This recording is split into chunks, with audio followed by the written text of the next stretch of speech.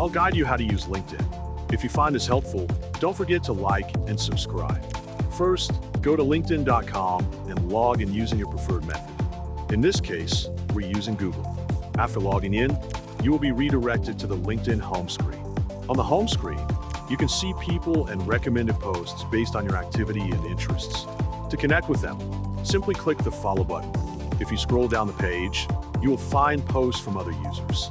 You can interact with these posts by liking, commenting, reposting, or sending them to others. If you want to create your own post, select the Start a Post option and begin typing. On the My Network tab, you will see people from your company and others who match your professional interests.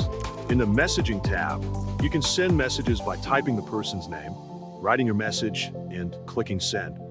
The Notifications tab shows updates, including how many impressions your post receives.